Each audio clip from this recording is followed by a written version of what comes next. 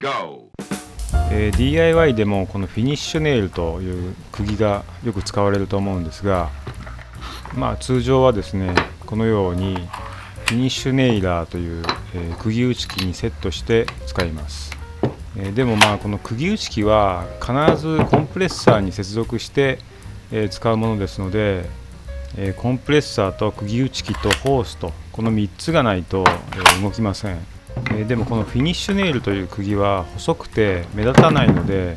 DIY でもかなり重宝する釘だと思います。実はこのフィニッシュネイルですけども、釘打ち機がなくても打てるんですよね。このようにニッパなどで1本だけ剥がして、単純にこれを金槌で打てばいいんです。じゃあ試してみます。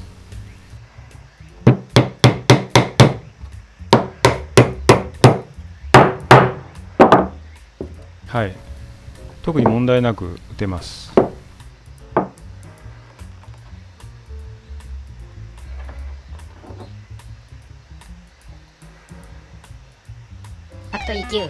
それからこのフィニッシュネイルが、ちょっと長いかなっていう時は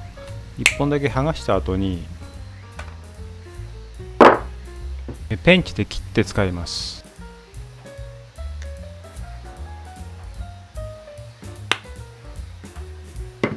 これも金槌で普通に打てます。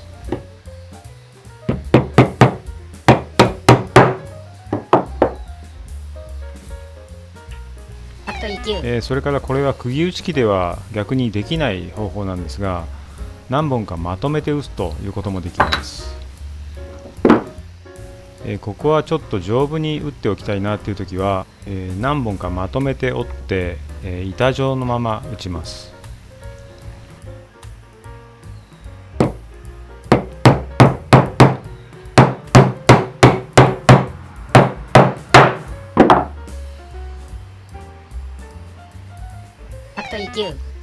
今度はコーススレッドの話なんですが、使いたい長さのビスが1本だけ足りないなんていうことがありますよね。このぐらいの長さのビスが必要なんですが、1本だけ足りなくて、長いのしかないと、これだとちょっと先が出てしまいますよね。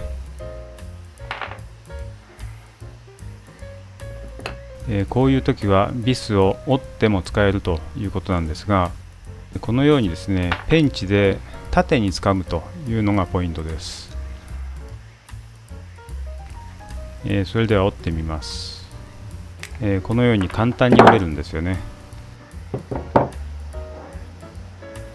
そしてインパクトで普通に打ちます。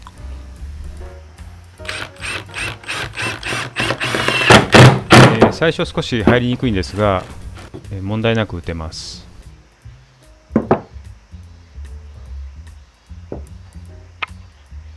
先ほどのビスの折り方ですけども、普通にペンチで掴むとこうやって横向きに掴むと思うんですが、これだと手をねじる形になるのでなかなか力が入らないんですよね。なのでこういうふうに縦に掴むとすぐに折れますね。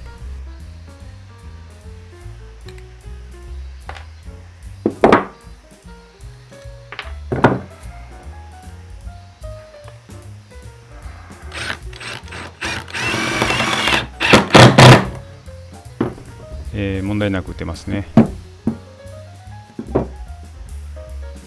それから一度抜いたビス穴のところにもう一度打ちたいということもありますよね。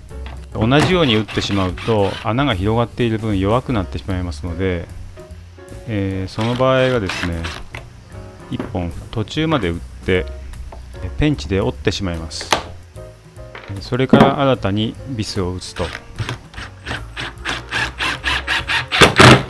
これで効きが良くなります。というわけで今回はフィニッシュネイルとコーススレッドの使い方の裏技をご紹介しました。なかなか他では紹介されていない裏技だったと思うんですが、いかがだったでしょうか。ぜひお試しください。